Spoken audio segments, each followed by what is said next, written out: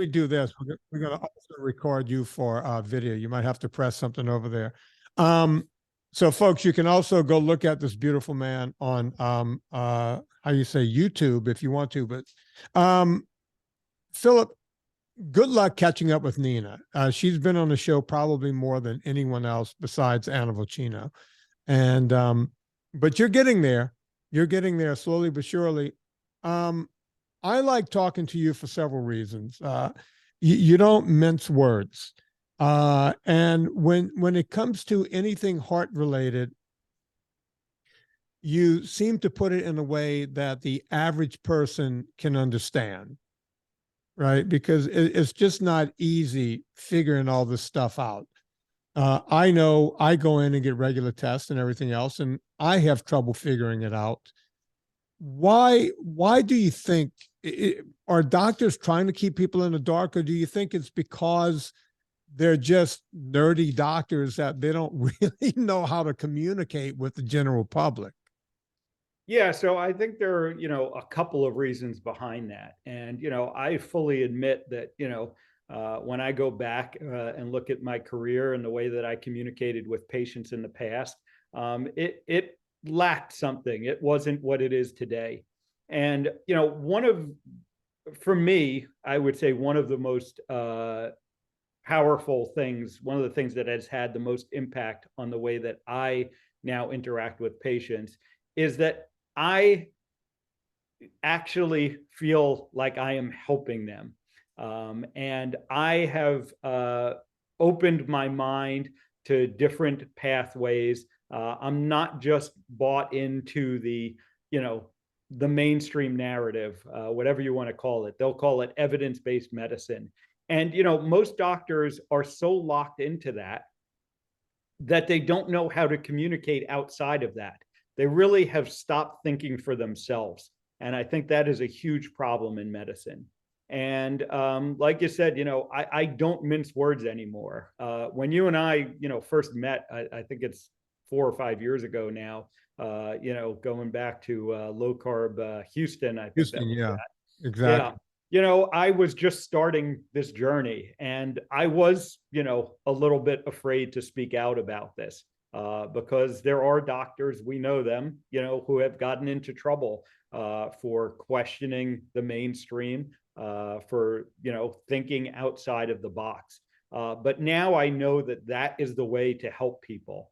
And so I can't live with myself. I wouldn't feel ethical if I wasn't talking to people in this way and letting them know what I know and how they need to be dealing with the medical system. But most doctors are just trapped within the medical system.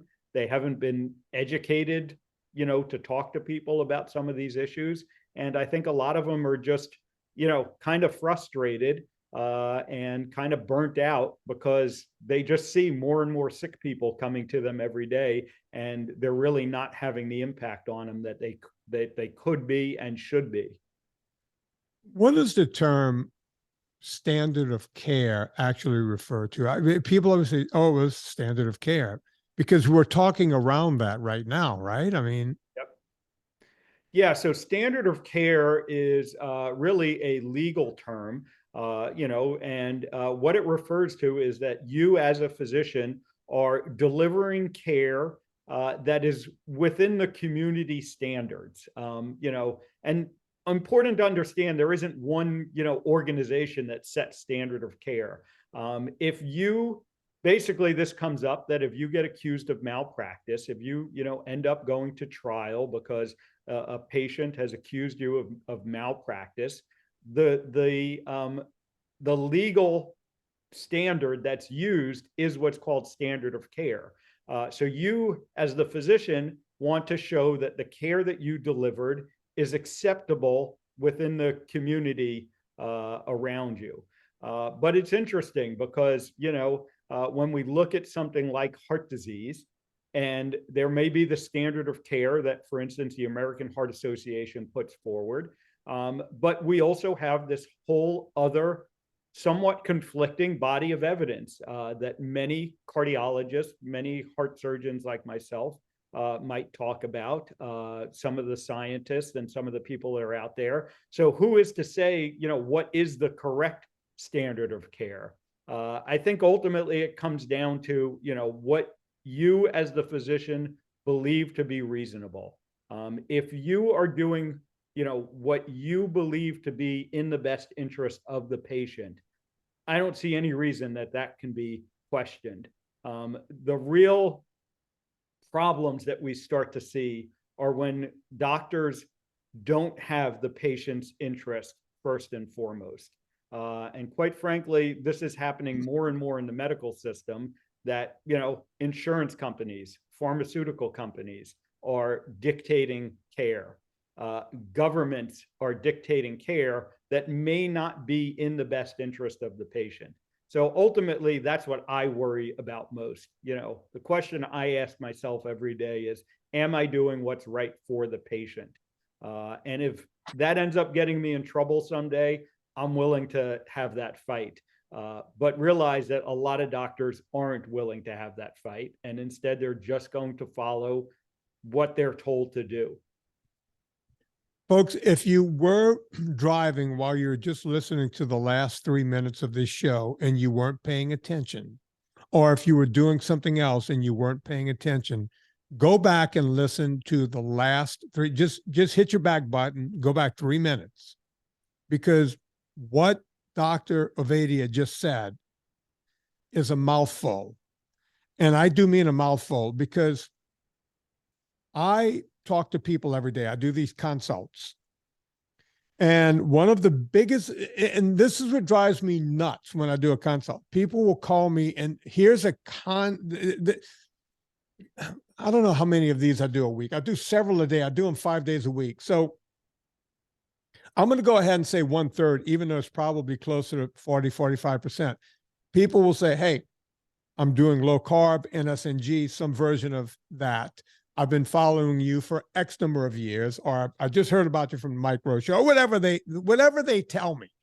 And then the next thing out of their mouth is, I feel better. I'm off of medications, not medication. I've lost weight. Everything is different. Man, I feel wonderful, but I just went and had a blood test done. My doctor told me my cholesterol was X. Usually it could be 180 total. I'm talking total. 180, it could be 205. It could be some number like that. And my doctor says, you must go on a statin. And I'll say, listen, I can't give medical advice, but I can talk around that. Did your doctor do a particle test? Did your doctor? No, it's just total number. Did they even tell you your ratios were off? They told me my ratios were pretty good, but I should still go on a statin. This is that standard of care that we're talking about, folks. These are doctors that don't want to get sued, right? Anyone at any time can have a heart attack. And these doctors want to say, hey, look, it's in a record. I told this guy to go on a statin, right? That's the standard of care. These guys just want to go home at night and know they're not going to get sued. That's why I send people to people like Dr. Philip Ovadia and several other doctors. He's not the only one. I was talking to him at a convention. I was like, look, some of these other doctors, they're backed up. Would you say? He's like, yeah, just send it by. Not everyone needs to be on a statin, right? I mean, you're not against statins, right, Philip? So, you're right. Not everyone needs to be on a statin. I'm against using statins in situations that they're not going to be of any benefit. And that's what we as, physicians, we as the healthcare system don't want to put the effort into figuring it out. Because when you look at just a simple number like total cholesterol or LDL cholesterol, it is not good enough for us to figure out who actually might benefit from taking a statin and who doesn't benefit from taking a statin. And, it takes effort to figure that out. It's more complex. But what we know, what is clear from the, all of the studies and the literature that we have is that making that decision based on one number, the LDL cholesterol, is not adequate. And we need to do better at that. So if it makes you feel any better, that is something that I hear in all the consults I do with patients as well. They all come to me and they say, my family doctor just wants to put me on the statin. He's only looked at this number. And that's the work that I ultimately end up doing with people. The focus of the work that I do with people is, let's figure out if you are one of the people that may benefit from taking a statin, or if you're one of the many people who isn't going to benefit from taking a statin despite your cholesterol level being high. And that's what we need to figure out. Okay, let's use me as an example. Let's say I came to you and I said, Dr. Ovadia, I'm very scared. I just got back from my doctor. They told me my total cholesterol was 250. And they told me that my ratios were good, but they wanted to put me on a statin. What test or what would you have me do at that point if I were your patient? Yep. So, there are a couple of things we want to figure out in that scenario. So first of all, when they say, oh, my doctor said my ratios were good, realize that they're probably not talking about the ratio that I talk about, many others in the low carb community talk about, which is the ratio of your triglycerides divided by your HDL cholesterol. And that is a very important ratio, but most doctors don't pay attention to that ratio. Go back and say that again. You didn't say LDL to HDL. You said triglyceride to HDL. Go ahead. Triglycerides divided by HDL. Okay. And the lower that number is, the better. And the reason that that's an important ratio is it indirectly reflects whether or not you are insulin sensitive. I know you've had conversations with many doctors on this podcast talking about insulin resistance, insulin sensitivity. But basically, we want to know if you are what I call metabolically healthy. I think that's the best term to use. And when you look at the criteria of metabolic health, again, this is, the standard, but most doctors don't know it, don't pay attention to it in this way. The standard measures of metabolic health are triglycerides, HDL cholesterol. It is not LDL cholesterol. So that's one of the first things, real simple, because you already have the results in front of you. Beyond that, you want to know about your insulin levels. You want to know about what types of cholesterol particles you have. Are they small, dense, damaged cholesterol particles, or are they large, fluffy, undamaged cholesterol particles? Because that makes a big difference. And then the other, level I usually look at is, ultimately, no one really cares what their cholesterol level is. They care about, are they getting heart disease or not? Are they going to have a heart attack or not? So let's get the tests that actually give us that information. And the best test out there, I think, for figuring that out is a coronary artery calcium scan. It's a type of CAT scan, very easy to do. Takes about 5 minutes. They don't need to put an IV in you. And you will see whether or not you have calcium forming in the arteries of your heart, which is an indicator of damage to the arteries of your heart. So that's the information that ultimately we want to know about. So let's get the scan, find out about that information, and then we can figure out, the whole rest of the picture in regards to your cholesterol. Folks, he's talking about the CAC scan that you've heard me mention 1,000 times. I've had a few of them done. And so, Doc, explain. All right. So, as you know, as I know, and as you know, you just lay there, you do nothing. They don't have to put a dye in you or anything. Talk about the difference between just that CAC scan and a CT scan where they do actually put the dye, because people get confused with those two. Right. Yeah. And, they are both CAT scans. So like you said, you're laying there on the same table in the same machine. The difference is whether or not they give you dye. The CT angiogram, it's called, is the one where they give you dye. And that's going to show you more detail about your arteries. The coronary artery calcium scan, they don't give you dye. And the only thing we can see is there calcium in your arteries or not? And then we can give a score to that. It's called the Agustin score after Dr. Arthur Agustin. That score starts at 0, meaning you have no calcium in your arteries. And it can go as high as, the highest one I've seen is probably around 6,000 or 7,000. When it starts getting above about 400 or so, we get worried that there may be a significant blockage in an artery. And that might be a scenario where we now get the CT angiogram. The CT angiogram does give you more detail, but it's probably overkill for just doing the initial screening. And so that's why I'll typically start people with a coronary artery calcium score, a CAC score. Inexpensive, usually under $200. Many places do it for as cheap as $50.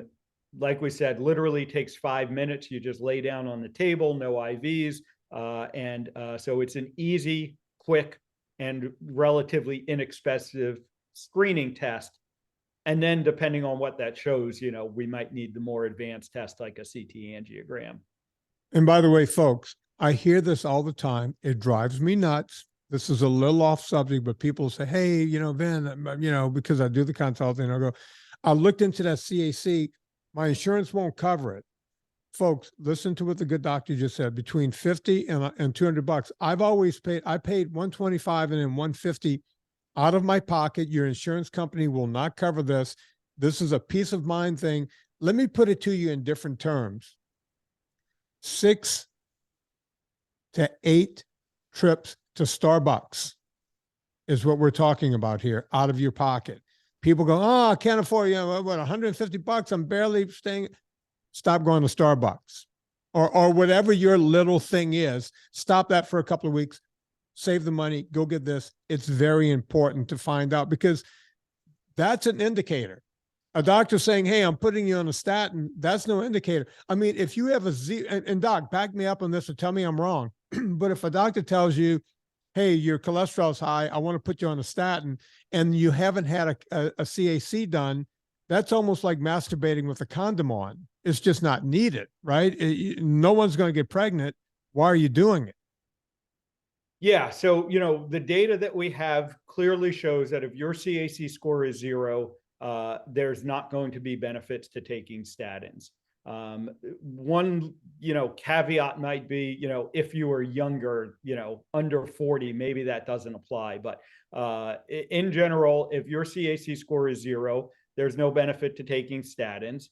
And the guidelines actually have in them, and they put it as an option. So your doctor may or may not be aware of this, but what the guidelines around cholesterol management actually say is that if your only risk factor for heart disease is an elevated LDL cholesterol, it is reasonable, is the way they put it, to get a coronary artery calcium score. And if your coronary artery calcium score is 0, there's no benefit to taking statins in that situation. So honestly, I think that's one of the reasons that CAC scans don't get used more, because, it would lead to less people taking statins. And I know that sounds kind of cynical and conspiratorial, but I really can't find another reason why we don't order CAC scans more than we do, why most physicians don't order them on a regular basis. You would think insurance companies, who are always interested in not spending money on the people who buy their insurance, would make people, because, in some of these insurance companies, they pay for your statins, right? Or some portion of it. You would think that they would shell out the money to get you to go do that. Because again, we're talking about standard of care. If this is part of the standard of care and you have a 0 calcium score, then maybe these people should go, wait a minute, this person, we can save this money and not have to pay for this statin. Wouldn't you agree? Yeah, you would think. There are some incentives that might not be aligned there. Realize that these days, there's a lot of interplay between the insurance companies, the hospitals, and the pharmaceutical industries. and it's not really clear, who they're really trying to benefit in all of this. Like I said, it has become pretty clear to me that in a lot of situations, the patient is the last consideration there. What will actually benefit the patient? But, like you were saying earlier, it's an investment in your health and an investment that's worth making. It's a couple of trips to Starbucks or whatever, your vice might be. And it is a worthwhile investment in your health. And it brings up, kind of a bigger concept that I talk to people about, in that you do need to invest in your health. You can't just take what's given to you when it comes to your health, because we see the results of that all around us these days. We know, everyone is unhealthy essentially. I know you many times have talked the story about going home and, all your friends couldn't believe that you don't take any medications, at 50 or 60 years old. And the statistics, again, support that. 88% of the adults in the United States are not in optimal metabolic health. So you can't just take what's given to you when it comes to your health. If you want better results, you're going to have to invest in it. You're going to have to invest your time, and you might have to invest some of your money to make sure that you get a better result than the people around you. Yeah, and everybody want the quick fix. I mean, I'm sitting in the middle of my gym. I record this from my gym, as you can tell. There's aerobic equipment right to my right. And right before we started this podcast, I was on my paddle erg. I had a half an hour. Might as well, instead of sitting around and flipping through a phone or doing whatever people do with their time, I just got on my paddle erg and paddled for a half an hour. And you go, well, Vin, I don't have time to. I don't have a paddle erg. I don't even have room for that. You have feet. You have outdoors. You can walk. That's what I normally do. Whenever I do my consults, I go outside and walk. It makes all the sense in the world just to move around. That's a simple thing you can do that will impact your health in ways you couldn't imagine. We're coming right back with Dr. Philip Ovadia after I tell you guys about something else that will affect your heart in a good way. Not taking seed oils. That's right. Not taking seed oils will affect your heart in a good way. Here's the problem. You take olive oil because you think it's good for your heart, and it is. It is. As a matter of fact, we're going to ask a good doctor about that, right, when he comes back. But here's the problem. Most seed oils in the United States can be cut up to 40%. Some of them are cut 20%. The fact that you're getting any seed oils in your body whatsoever is not a good idea. That's why you want to make sure your olive oil is pure. Now, listen, UC Davis olive oil study comes out. They tell you the good ones from the bad ones. You want to go study that, go knock yourself out and find one that's good. You want to go read the book Extra Virginity to figure out the good ones versus the bad ones, knock yourself out. I can't stop you. But what I can do is tell you that a product that sponsors this show, that's making this show free to you year in and year out, is CAPPELLI olive oil. It's the stuff I use right here in my home, and it's the best olive oil on the planet. Not only are there no seed oils in the product, there's more. You ready for this, folks? It's the best tasting oil on the planet. You'll get that little puya pinch. You'll feel it in the back of your throat. It's almost like a salad dressing all by itself. You want this stuff. CAPPELLI olive oil, my favorite olive oil on the planet. Go check it out. You want to save 10%. Put in promo code Vinnie, VINNIE, 10% off every single time you go back to CAPPELLI. If you spend over $140 and then you take 10% from that, you're still over $125. Guess what? Free shipping. Now listen, that's a lot. That's 3 liters of olive oil you're going to be getting. Of course, you could get the 750 milliliter or even a smaller bottle, but you want to get that big giant can of it because it lasts for a long time. You don't have to spend that money again for a long time. That bottle, that can will cost you about $95. But if you want to get that free shipping, buy a few other things at CAPPELLI. I'm teaching you guys how to cheat so you don't have to pay for that shipping. You get the 10% discount. You get the free shipping. CAPPELLI, let them know we sent you. Promo code Vinnie, VINNIE. No wimpy Y. You'll get 10% off every time. We're talking to the guy who wrote the book, Stay Off of My Operating Table. That's right. He cuts on hearts to make you live, but he doesn't want to see you. He doesn't want you to be on his table. I'm talking about Dr. Philip Ovadia. Philip, let's talk a little bit about olive oil. Not only that, we don't have to start with olive oil. Let's say someone came to you and they had a calcium score of 400. Now you're concerned with their health. I've had some doctors tell me it cannot be reversed. I've had other doctors say that you can stop it in its tracks and not let it get worse. I've had other doctors say you can reverse it and make it go down. Where are you on that? And then after you tell me where you are on that, if in fact you think it can be stopped or reversed, tell me how. Not just me, everyone else who's listening. Yeah, definitely. And again, this is something that I work with my patients on every day, because that's what's going to keep them off of my operating table. So you certainly can stop it from getting worse. And I have now worked with patients who have been able to lower their scores. And I want to be clear about that. You know, we don't go from 1,000 to 0, but you can get your score to go down 10, 15, maybe even 20%. I have seen it. I've worked with patients, and it is definitely a real phenomena. However, just stopping it from getting worse is good enough. No. If you are at the point where you're not having, active symptoms of heart disease and you haven't had a heart attack, whatever your coronary artery calcium score ends up being, if over the next 5 to 10 years, it doesn't get any worse, the statistics, the studies show us that you're going to be all right. You're going to be at very low risk of having a heart attack in that scenario.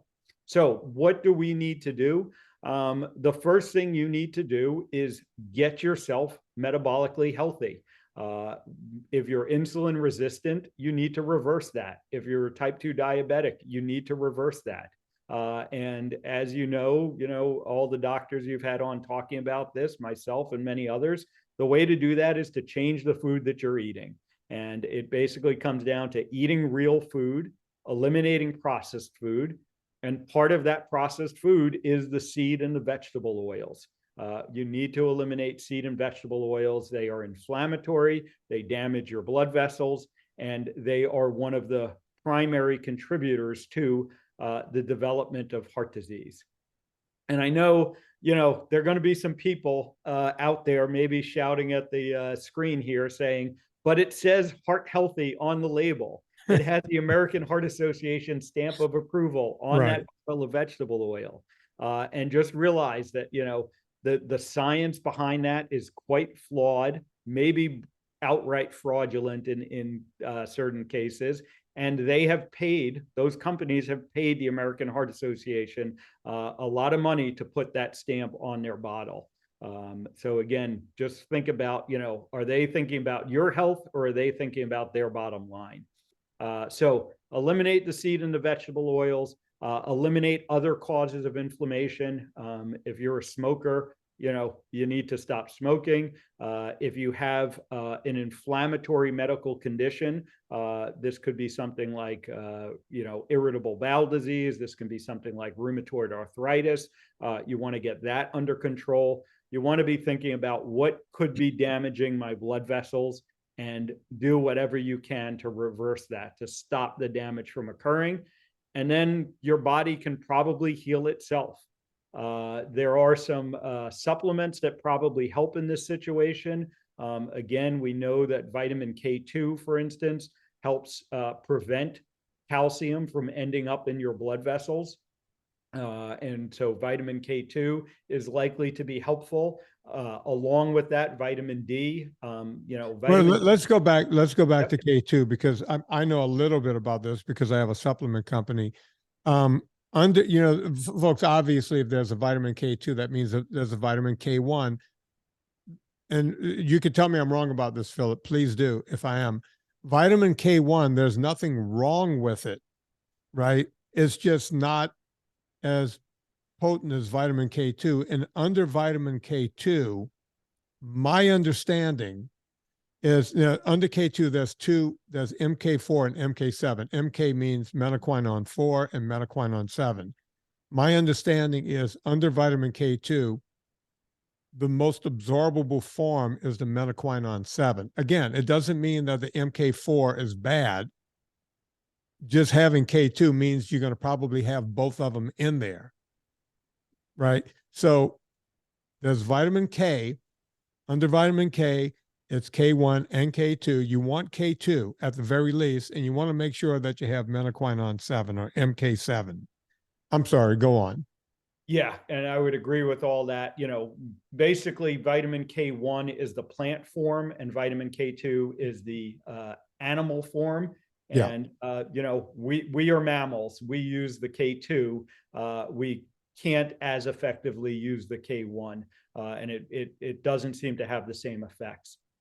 So I would agree with all of that. So and again, you know, that the reason that K2 is beneficial is because it helps your body to keep the calcium where we want it in our bones and not let the calcium to get where we don't want it in our blood vessels. There are some other supplements that are probably helpful in this as well. Magnesium is the other one that I would put high on that list.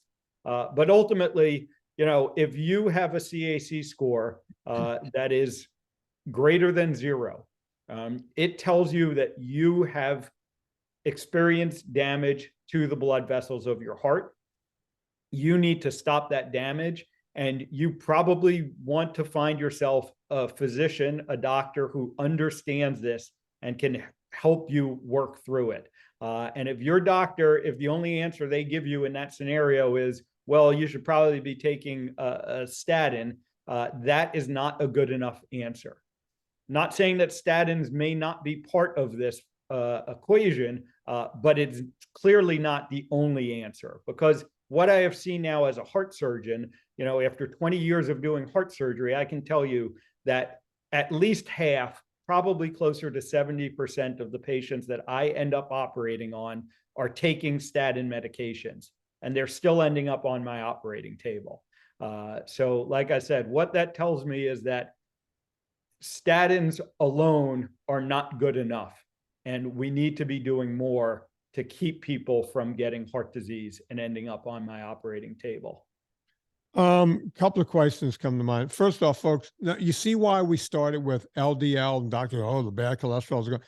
That tells you nothing. You know, there's so much more to the answer here than what they're telling you it is, that it becomes a bigger problem. I want to go back to smoking. I have a friend, smoked a few cigars a week. Oh, that's fine. It's just a few, and I don't inhale. I have a friend who chews tobacco.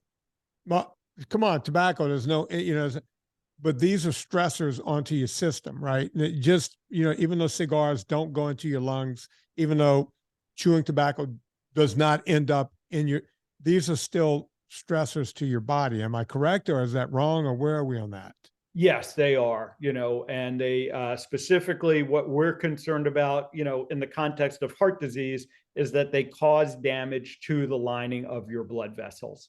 And ultimately, you know, cholesterol, calcium, all of that ends up in the walls of your blood vessels because there is damage there. If you don't damage your blood vessels, you're not going to have problems from your cholesterol or from the excess calcium. So the first step in the process is that damage to the blood vessel wall, and we need to pay attention to the things that damage the blood vessel wall.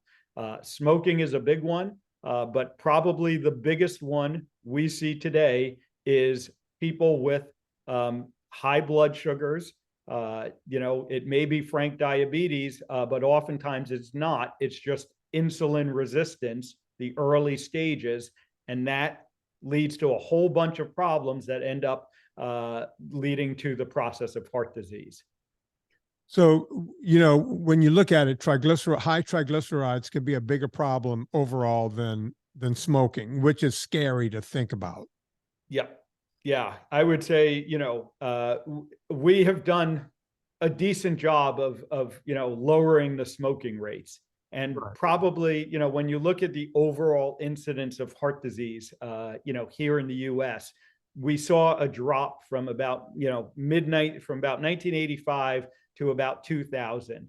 And then it has started to go up again. And it's actually been on the increase for the past 5 to 10 years. And people will say, oh, why did that drop occur? And they want to say, oh, it's because of the medications, it's because of the low-fat diets, it's because of the dietary guidelines. But it isn't. It's because of the drop in smoking rates during all that time. And we can go all the way back to the beginning of the story. And again, I know you've discussed this in your movies and on the podcast. When we go back to Ancel Keys and President Eisenhower having a heart attack while he was in office, and Ancel Keys got focused on his cholesterol, but President Eisenhower smoked up to 3 packs a day, and continued to smoke even after he had his heart attack. And despite, lowering his cholesterol, he still died of heart disease. And that's very likely because of the smoking. It probably had very little, if anything, to do with his cholesterol.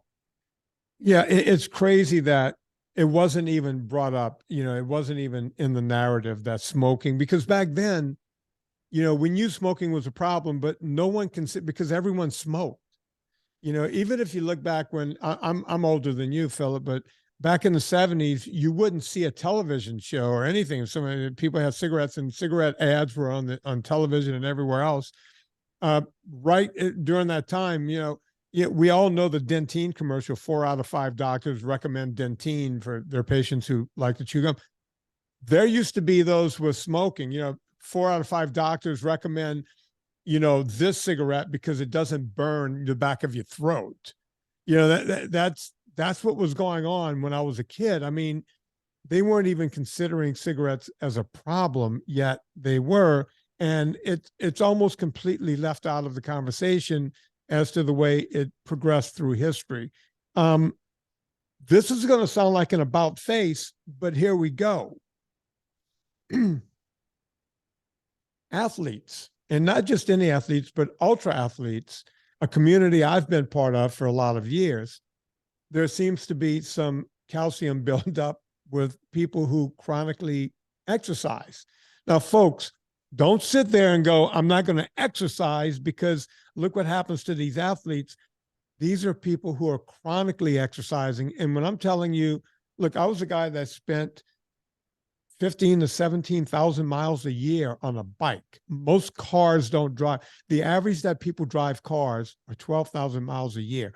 This is more than the average car, right? So this is a lot of exercise.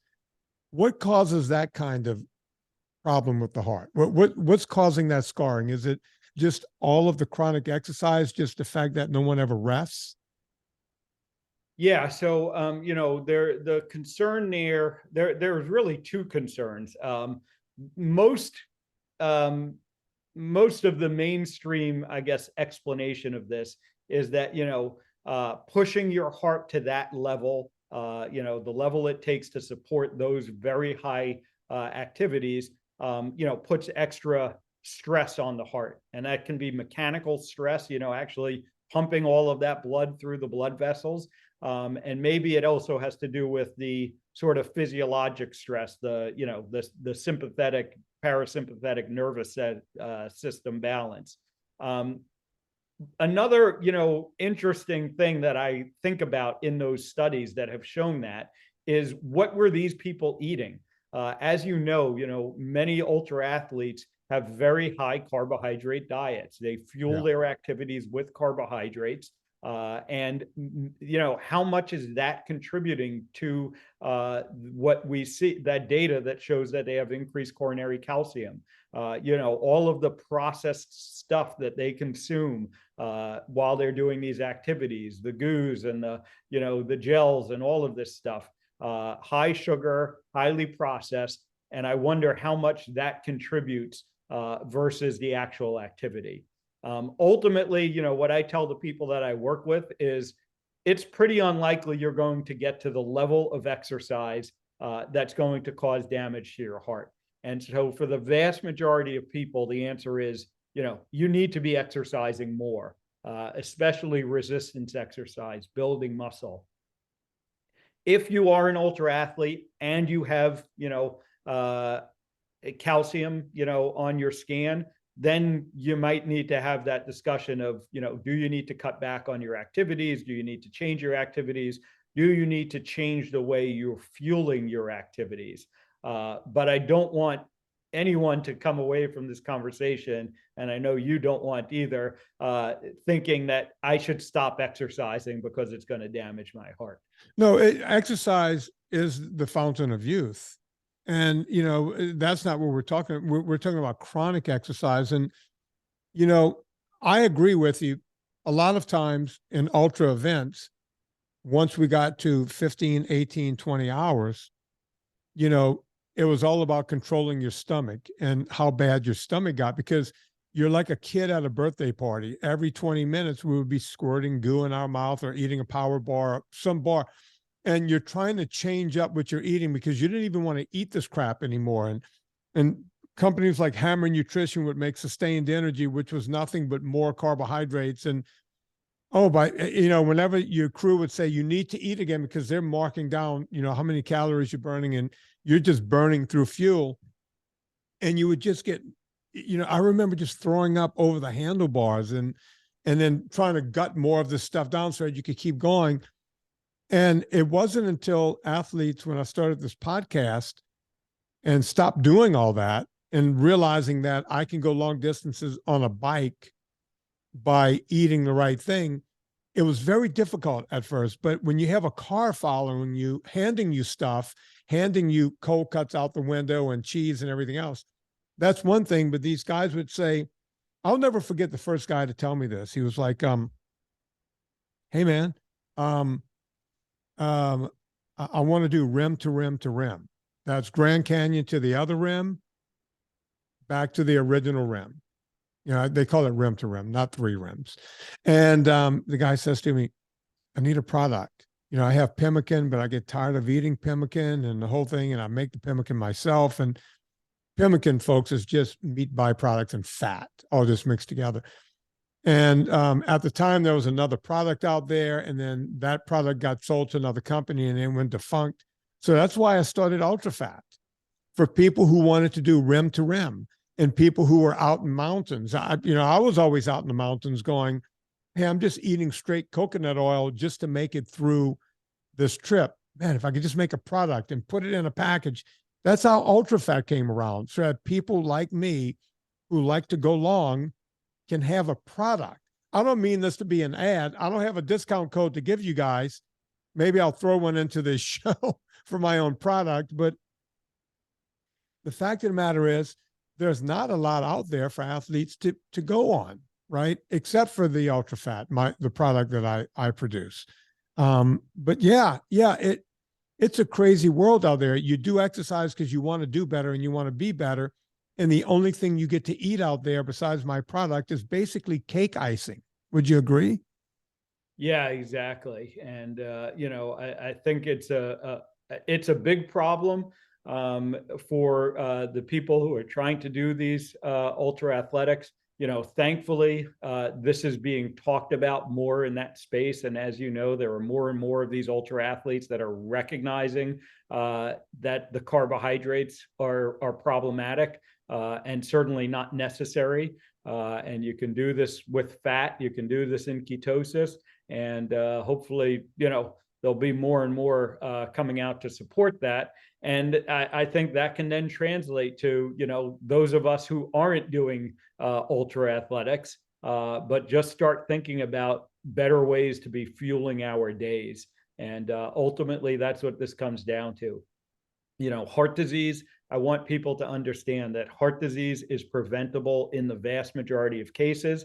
And the number one thing that's leading to the ongoing pandemic of heart disease, the pandemic that has been raging for 70 years now, is the food that we are eating. And if we're going to have a meaningful impact on it, the answer isn't going to come from taking a medication. The answer is going to come from changing the food that we eat. And folks, we're not talking about cutting eggs out. We're talking about adding eggs. We're not talking about cutting red meat out. We're talking about adding red meat. All the things that they told you was wrong before, we're now saying, go ahead and have those things. Yes, no. Yes, definitely. What I talk about in the book and in all my other forums is eat real food first and foremost. Just eat real food, the things that grow in the ground and the things that eat the things that grow in the ground, and that is the path to health. We're going to end on this question. EPA, DHA, and again, full disclosure, I own the supplement company. We sell a fish oil with krill and, the whole thing high in EPA, DHA. Where's the truth in that? Yeah. So, the concept of EPA, DHA is that they are going to lower inflammation in your body. And specifically, when we look at EPA, it may help to lower triglyceride levels. And both of those are clearly, beneficial things. I would rather people first do that, though, by eliminating the things that are causing the inflammation and causing their triglycerides to be high. Stop eating the carbohydrates and the processed food that are causing the inflammation and raising your triglycerides. And then maybe you don't need the EPA and DHA. Probably not harmful to take them, but let's pay attention to what's causing the problems in the first place instead of trying to block the damage from the foods that we are eating. And that's my general take on it. EPA has certainly been shown to be helpful to lower triglycerides levels. The studies on the benefits of fish oils are very mixed. And I think a big reason that they're mixed is because most of the fish oil products out there are of low quality, and they're being formulated in vegetable and seed oils, which I know, your product isn't. And so, again, not a commercial here, but just facts that if you're taking EPA and DHA supplements, you want to look at, what oil are they formulated in? Because they all have to be formulated in oil. These things are not water soluble. So, figure out what oil your supplement is being formulated in, because you may be undoing any of the positive effects that come from the EPA and the DHA themselves if you're taking a bunch of, vegetable and seed oil with it. Listen, it's a thing that we go through at Pure Vitamin Club all the time, where we have to make sure that, we do our own testing on this stuff. And that's why several times we'll run out of product, especially we'll run out of magnesium, because it's hard to source the best magnesium in the world and put it out there in the mixture that we want to put it out in. Same with we don't just put fish oil, we go with krill. That this stuff is almost impossible to get. And, we want to put the best supplements in the world out there. That was the whole idea behind purevitaminclub.com, was not just to put a supplement out, but put the world's best supplement out. And I think we do that. I know we do that. But sometimes, people get upset. It's like, sometimes you run out of things. It's like, yeah, because we're not going to source crap, and if I can't put out the right thing, I'm not going to put it out at all, because our reputation is built on it. I said last question, but I do have one more. Vitamin E is not all created equally, correct? Yeah. So vitamin E, another supplement that's been shown to help reduce inflammation, help the lining of your blood vessels to heal if they've been damaged. And again, so I think there's many reasons to think that they're beneficial, but you got to be careful. You got to look for high quality vitamin E products so that you're not, undoing any potential benefit that comes from the vitamin E itself. There are a couple of different forms of vitamin E, and it's just something that you should be looking into to make sure that you're getting a high quality product. And that's, my general rule around supplements as well for people. We should be evaluating supplements similar to the way that we evaluate pharmaceuticals, to be honest. Yeah. We should be, rigorous about the quality of them. And unfortunately, the market isn't regulated all that well. And I always default to, can we get this from your diet first? Are you taking the supplement to try and block damage from something you're eating? And instead, can we just eliminate that, whatever you're eating that's causing the damage in the first place? And then maybe the supplements aren't as necessary. Yeah. Look, I couldn't agree more. And I have a supplement company. First line of defense is don't screw up. Then you don't have to fix what you didn't screw up. Right. That's why I love having you on from time to time. We just keep pushing this forward. And hey, you will be on my buddy Dr. Drew's show real soon, right?